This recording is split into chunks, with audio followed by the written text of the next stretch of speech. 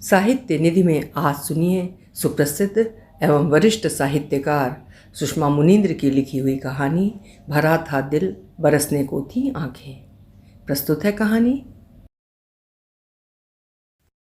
सेवानिवृत्त उप पुलिस अधीक्षक दाऊ साहब 70 के और सुगृहिणी मम्मा साहब 65 की।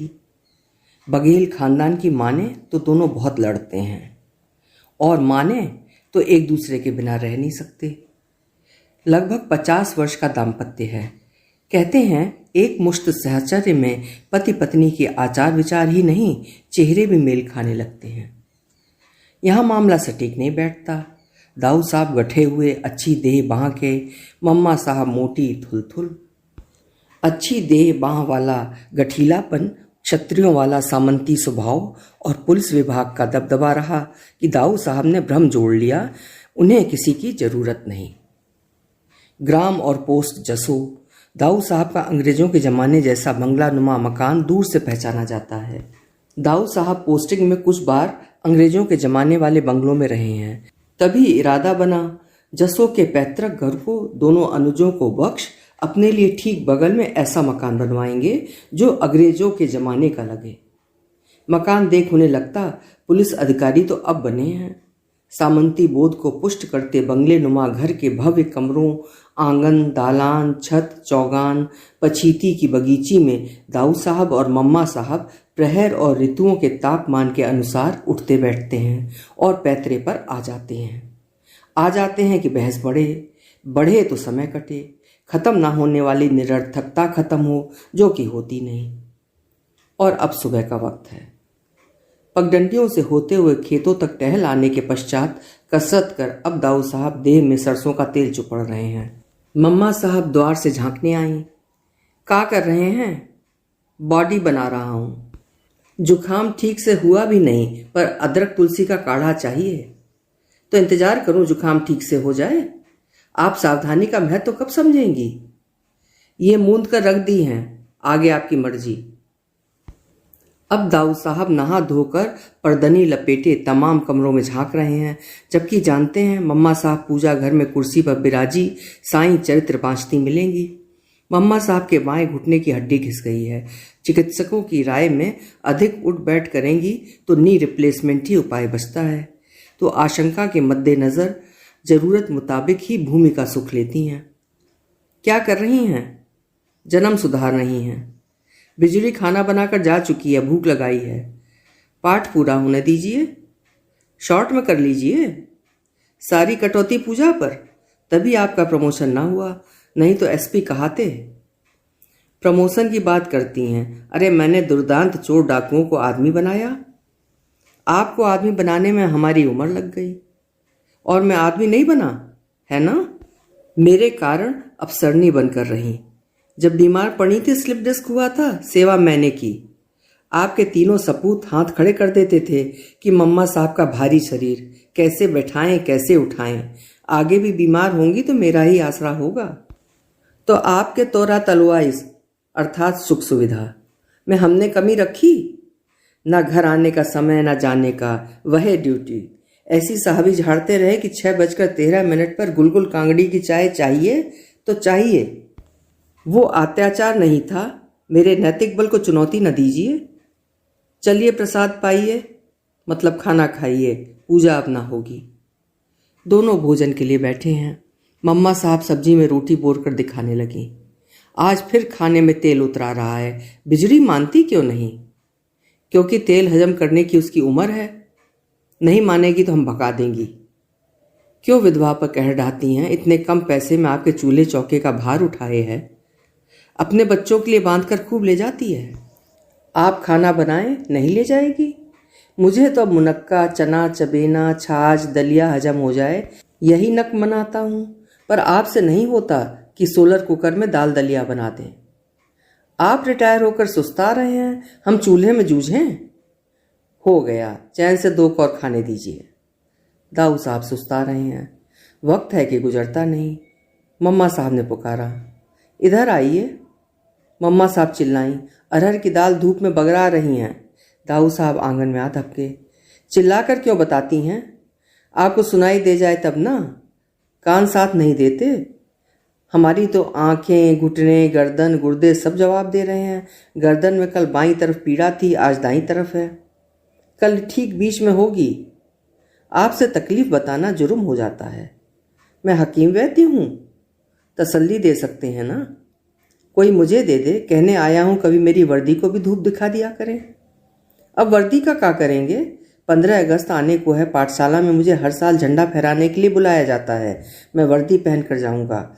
आप वर्दी का मूल्य, महत्व और उससे जुड़ गई ममता समझती यदि कायदे की पढ़ी लिखी होती। अपने बप्पा से बोल देते कि अनपढ़ से काज नहीं करेंगे, मतलब विवाह नहीं करेंगे। बप्पा ने हमारी कब सुनी? हम भी नहीं सुनेंगी। खफा हो दाऊ साहब पलटे और तेज गति दिखाते हुए कमरे में जा घुसे। देर बाद हाथ पोंछती हुई मम्मा साहब आईं। देखा दाऊ साहब अखबार में दत्त हैं। विद्युत आपूर्ति सुबह 10 से रात 8 बजे तक बंद रहती है। बिजना डुलाते हुए बोली, लाइटें नहीं रहती कि थोड़ा टीवी देखें?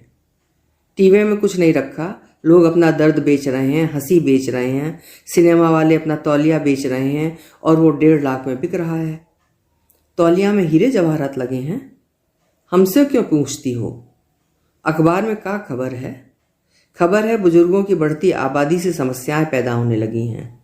मतलब? संयुक्त राष्ट्र ने संसार की बढ़ती हुई आबादी पर जो हालिया रिपोर्ट जारी की है, उससे अर्थशास्त्रियों और राजनेताओं की चिंता बढ़ गई है। मतलब बुढ़ौनों की पेंशन और सामाजिक सुरक्षा देना समस्या बनती जा रही है। मम्मा साहब सकपका गईं। हम किसको दिक्कत देते हैं, किसके बाप का खाते हैं? सरकार का पेंशन तो गला दाब लें कि फांसी में झूल जाएं। भगवान नहीं बुलाता तो क्या करें? डरता है वहां भी गदर करेंगी। आपके जहर बाण से तो पिंड छूटेगा। स्वागत के लिए आपसे पहले पहुंचा हूंगा। और अब वक्त है शाम का। दाऊ साहब मौसम के अनुसार कुर्ता, परदनी, गर्म वस्त्र, शर्ट, टी शर्ट आदि पोशाक धारण कर चौगान में रख दी गई इसी चेयर में आ विराजते हैं। आसपास से 4-6 लोग जुहा जाते हैं कि अफसर हकीम से देश दुनिया की कुछ बातें जानने को मिलती हैं। चेहरे में अभिजात किस्म का सयानापन चस्पा कर दाऊ साहब प्रमुख वक्ता की भांति इस तरह बोलते हैं कि बात उपदेश का रूप ले लेती है। सुख समृद्धि सुविधाएं देखी, खूब मान सम्मान पाया, एकदम स्वस्थ हूँ, न मधुमेह, न उच्च या निम्न रक्तचाप, न कोई भय, न अवसाद। ऐसे नेक लड़के, सेवा भावी बहुएं, अच्छी शिक्षा ले रहे पोते पोतियां। भगवान से कहता हूँ क्या सब मुझे ही दे दोगे? दूसरों को भी दो। सच कहता हूँ आलीशान जिंदगी जी रहा हूँ। कभी आवाज नम होती है, वे संभल जाते हैं। लूजर दिखना उनके स्वाभिमान के विरुद्ध है। और अब वक्त है रात का। छत पर बिस्तर लगा है। दाऊ साहब तारों भरा शुभ्र आसमान निहार रहे हैं। मम्मा साहब घुटनों में लहसुन और मेथी दाना डालकर चुराया गया अर्थात पकाया गया सरसों का तेल पोत रही हैं। दाऊ साहब बड़ा आग्रह कर बोले, इधर आइए। काहे? आवा हो, तुम्हें लील न ले बे, अर्थात तुम्हें निकल नहीं लूंगा। जब पोस्टिंग पर रहे आंचलिक बघेली बोली को जिह्वाग्र पर न लाते थे कि उनका बघेलखंड जैसे पिछड़े इलाके, वो भी जसों जैसे 3000 की आबादी वाले छोटे गांव से संबंध होना जाहिर होगा। अब मौज में आकर कभी कभी बघेली पर उतर आते हैं। हमार डील देखिन रहे हैं, लील न पाऊ, अर्थात हमारी कद काठी देख ही रही हैं, लील नहीं पाएंगे हम। आबा हो, सो जाइए, इस उम्र में चोचले नहीं सुहाते। आपने मांग और आपूर्ति में कभी संतुलन नहीं बैठाया और अब तो उम्र अवस्था चोचले की भी नहीं रही। बुला रहा हूं कि एड़ियों में दर्द है, थोड़ा तेल मल देती तो नींद आ जाती। हमारे भी तो हाथ गोड़ पिराते हैं, पर हम किससे कहें तेल मल दे। मैं मल देता, पर बुढ़ा गया हूं। कोई छत फांद कर चढ़ाए और गला रेतने लगे तब खुद को छुड़ा लूंगा, हाथ में इतना दम नहीं है।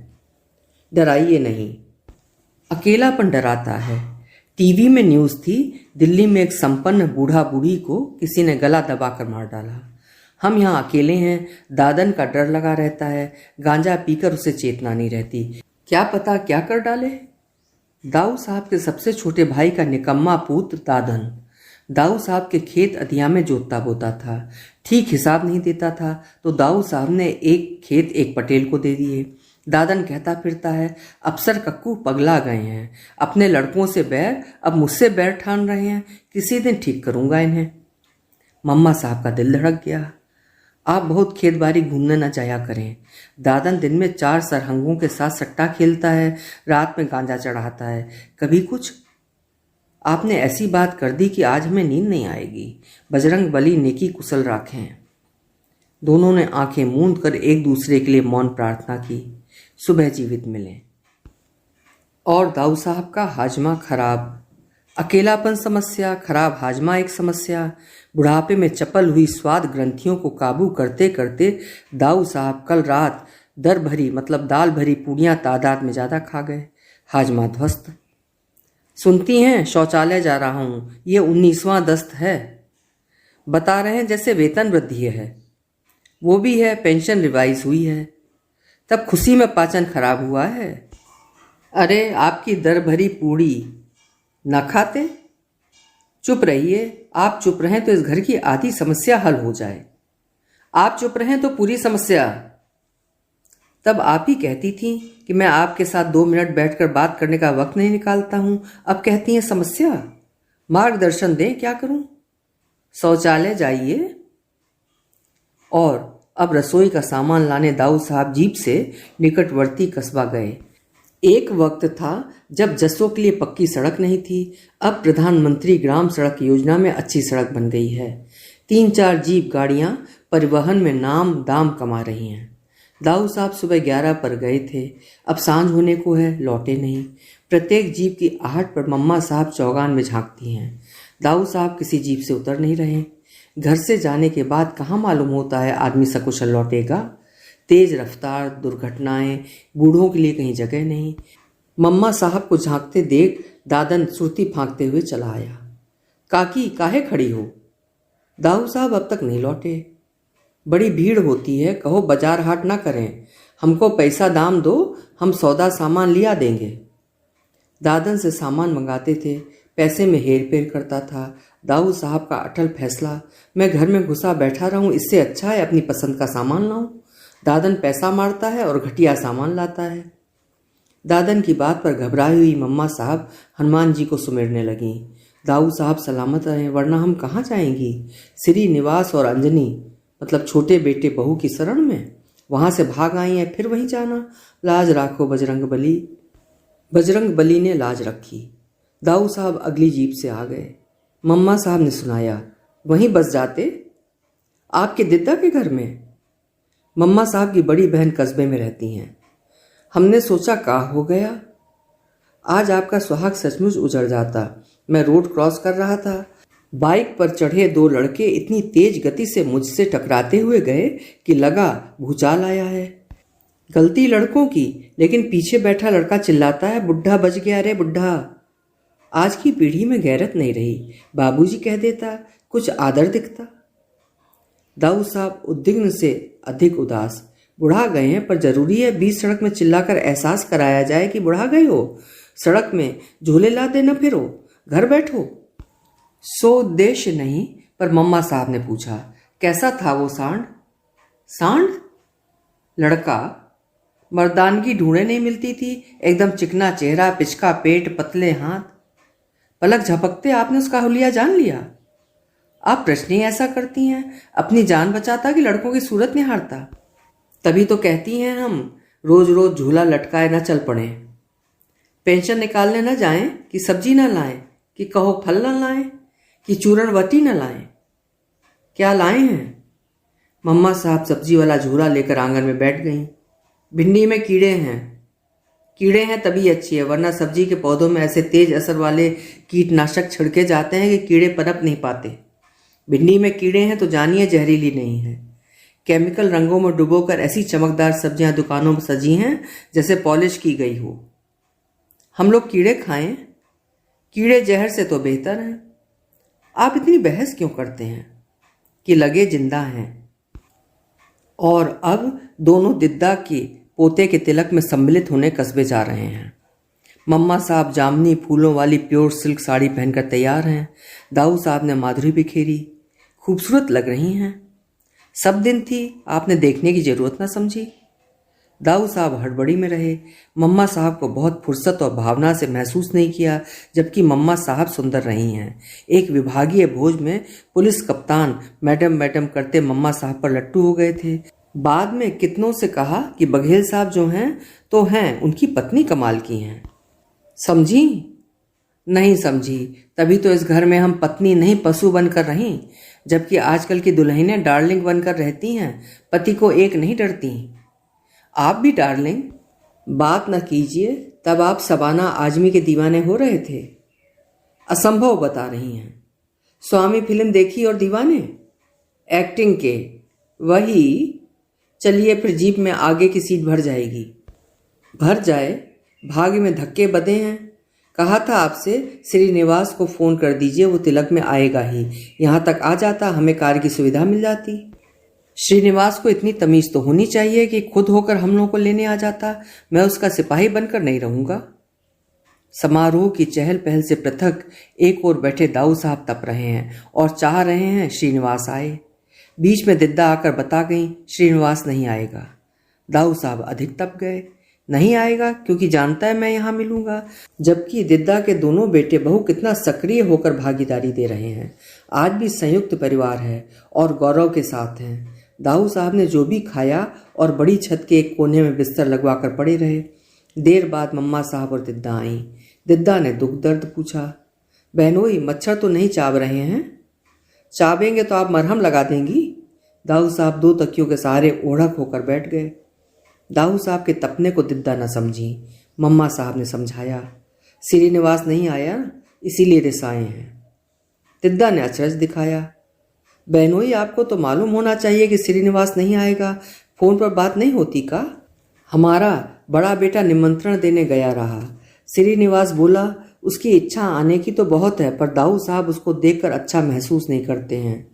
उसकी वकालत ठीक नहीं चलती, इसलिए परेशान रहता है। अब शायद निकुंज मतलब श्रीनिवास का पुत्र की फीस की कुछ समस्या है। मम्मा साहब पूछने लगी, क्या समस्या है? बहनी ये तो तुम्हें पता होगा, हमें नहीं बताता। और तुम कभू पूछती नहीं?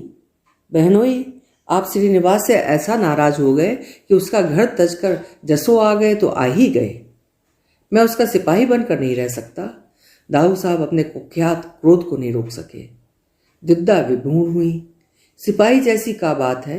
बहनी तुम अकेले कैसे रहती हो? घबराहट नहीं होती? हम तो घर परिवार के बिना रह नहीं सकते। थोड़ा सह जाते हैं कि बच्चों का साथ बना रहे। दाऊ साहब ने भ्रकटी तान ली। साथ बना रहे इसीलिए मैं लड़कों की स्तुति करूं? स्तुति तो मैंने अपने अधिकारियों की नहीं की। मैं उसका परिवार पाल रहा था, वो मुझे नहीं पाल रहा था। ठीक है आपके पास पैसा है और आप उसकी मदद करते थे, पर अब हम लोगों के शरीर में ताकत नहीं है, इसलिए झुकना होगा। बहनी बताती हैं दादन जैसा दुई कौड़ी का लड़का आप लोगों को धमका देता है, जबकि यही आपकी पनाही में पालिश करता था। अब बहनी के भी हाथ गोड़ थक गए हैं, कहाँ तक आपकी तुलवाइश बजाएगी? दिद्दा आगे बोलती किंतु मम्मा साहब ने संकेत से बरस दिया। तिलक समारोह से लौटकर दोनों आरोप अभियोग पर उतरे। दाऊ साहब का बयान आया। सोचता था तिलक में उत्साह रहेगा, पर आपकी दिद्दा ने शांति न बनाए रखी। दिद्दा का कौन दोष? हर कोई कह रहा था कि तीनों बेटों के होते हुए आप लोग जसों में अनाथ की तरह पड़े हैं। लोग हमें मजाक से देखते हैं या तो दया से। लोग हमें अपने तरीके से जीने दें, कहिए तो सब छोड़ छाड़ कर वृद्धाश्रम चला जाऊं। वहां क्या होगा? आपके अलावा कुछ और चेहरे देखने को मिलेंगे। मम्मा साहब कसमसा कर कुछ तिरछा होकर बैठ गईं। हमसे इतना उबिया गए हैं? हाँ, क्योंकि आप दिद्दा जैसी सहनशील नहीं हैं। आप हमारे जीजा जैसे समझदार भी नहीं हैं। दिद्दा हर काम में बहुओं को आगे कर रही थी। जीजा हर काम में बेटों की सलाह ले रहे थे, जबकि आपके राज में हमारे लड़के बकरी बनकर रहे। आपके राज में बहुएं? आप बाप नहीं पुलिस कप्तान बने रहे। आप अमरबेल बहुओं से सेवा लेती रहीं और उन्हें सुखाती रहीं। आप में और आपके तमंचे में बहुत फर्क नहीं रहा। आप बात बात में तमंचे की तरह फूंकते हैं। रिवॉल्वर और तमंचे में फर्क करना सीखिए। हमको जो सीखना था सीख लिया। आपने बच्चों के साथ समझौता करना नहीं सीखा। अंजनी से रोटी तनिक जल जाए आप कहते थे कार्बन हो गई। आपको शाम 4:15 पर बेल का शरबत चाहिए तो चाहिए, तभी वो आपसे रिसाई रहती थी। विभाग में काम करने का मेरा एक तरीका रहा है तो घर में रहने का तरीका भी रहा है।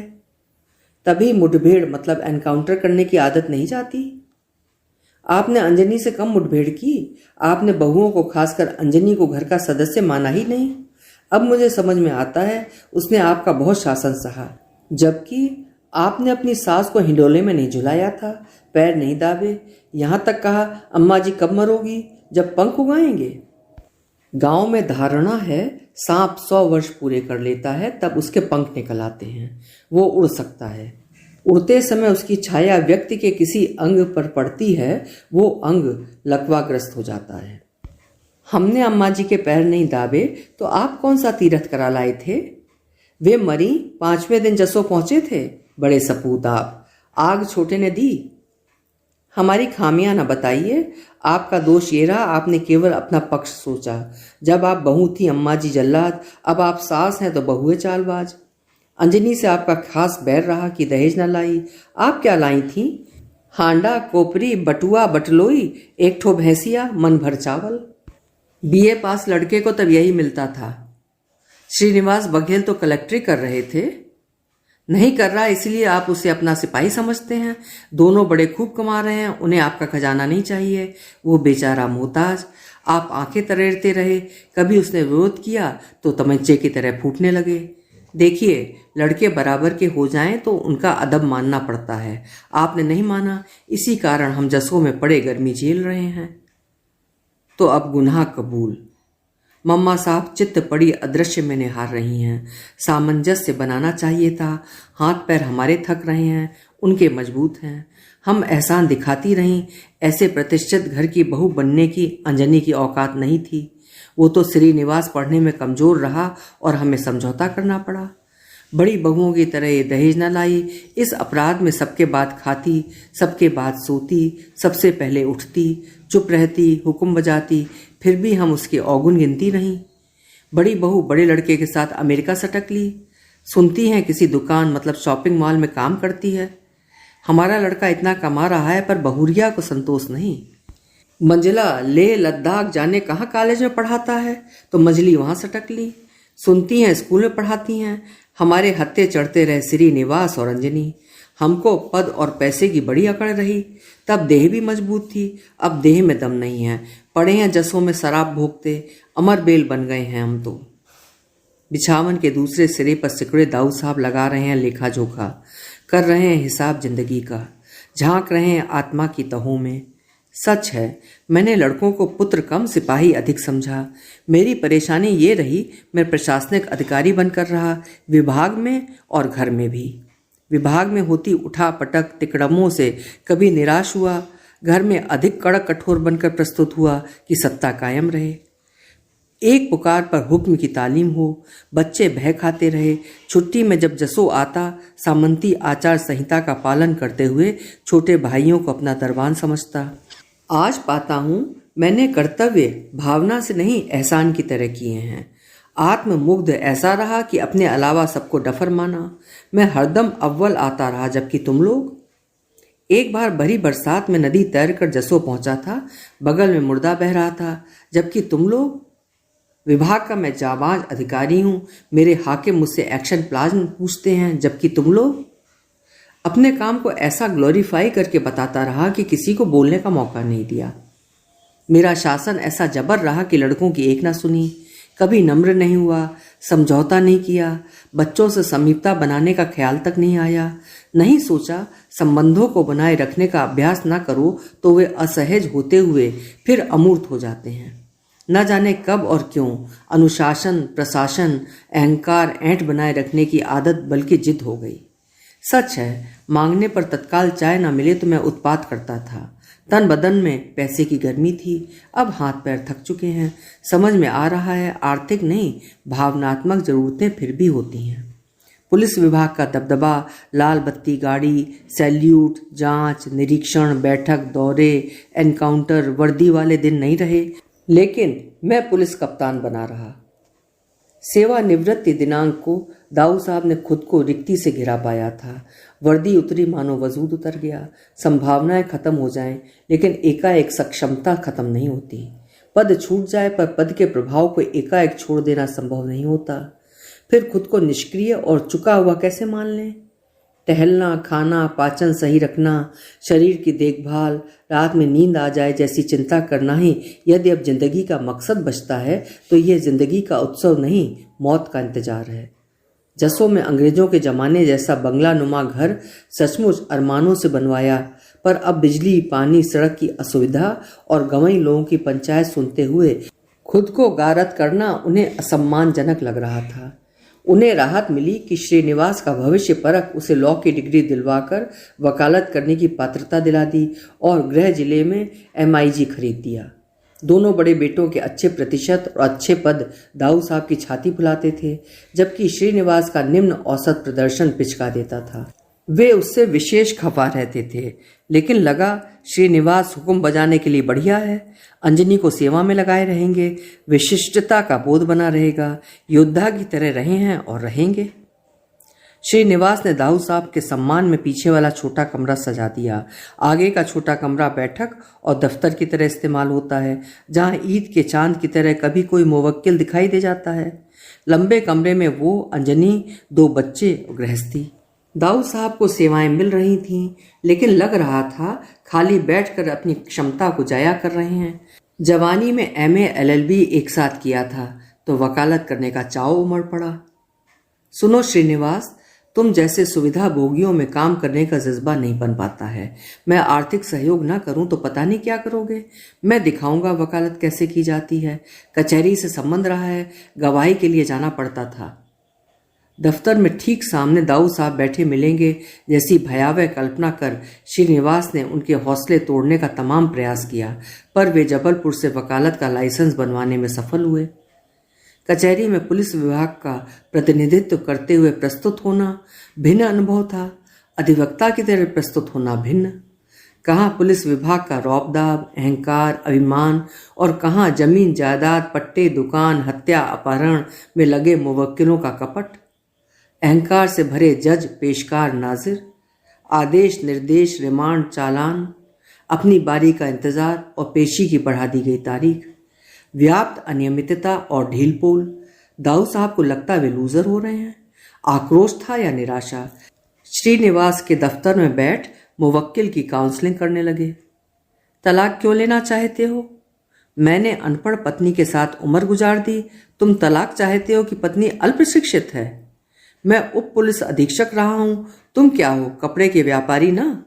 तुम चाहते हो तलाक दिलाने के लिए मैं और श्रीनिवास तुम्हारी पत्नी को विक्षिप्त, मानसिक रोगी या चरित्रहीन साबित करें? ये नहीं होगा। श्रीनिवास घबरा गया। दाऊ साहब आप चुप। मुवक्किल ने वकील बदल लिया। केस छिन जाने का झटका था या दाऊ साहब के समक्ष पूरी उम्रहीन बनकर रहने का रिफ्लेक्शन? दाऊ साहब सदमे में, जबकि श्रीनिवास थम नहीं रहा था। दाऊ साहब, ऐसे तो आप मेरे मुवक्किल तोड़ देंगे। मेरी वकालत नहीं चल रही थी तो आपके आने पर भी नहीं चल रही है। बरसों का बना लिहाज तोड़ रहा है असुर। दाऊ साहब ने ऐनक उतारकर श्रीनिवास को जद में लिया। चुप, तुम्हारे भीतर क्षमता ही नहीं होती तो बड़े भाइयों की तरह कुछ कर दिखाते। उन दोनों ने मुझे मुक्त कर दिया, पर मैं अब भी तुम्हारे परिवार को पाल रहा हूं। ये घर, ये कार, माल, असबाब सब मेरा है। न अंजनी बाप के घर से लाई, न तुमने कमाई की है। तो रियम्बर्स मांगेंगे? आप भैया लोगों की तुलना में मुझे बुद्धिहीन बताते रहे, मैं चुप रहा। सख्ती करते रहे, मैं चुप रहा। आप कुछ पैसे देते हैं, उससे अधिक मैं डर के और रहता हूं। मैं ही नहीं, अंजनी, ये बच्चे, निकुंज और उसकी बहन मनु तक। आप और मम्मा साहब अंजनी के सामने मुझे निकम्मा कहते हैं, मुझे शर्म आती है। आपको मैं खलता हूं और मम्मा साहब को अंजनी। आप लोगों को घड़ी देखकर नाश्ता, खाना, चाय, गर्म पानी चाहिए। अंजनी बच्चों से पहले आप लोगों का काम करती है, लेकिन आप लोग खुशी नहीं होते। हमें जीने दीजिए दाऊ साहब। श्रीनिवास ने चिल्लाहट से बात शुरू की थी, फिर उसकी आवाज़ टूटती गई। अंजनी और बच्चे उससे पीछे सिमटे रहे। ये शायद पहली बार हुआ जब मम्मा साहब घबरा गईं। श्रीनिवास, चुप रहो ना, बुढ़ापे में इंसान बच्चों जैसा नासमझ हो जाता है। दाऊ साहब ने मम्मा साहब को हुरपेटा।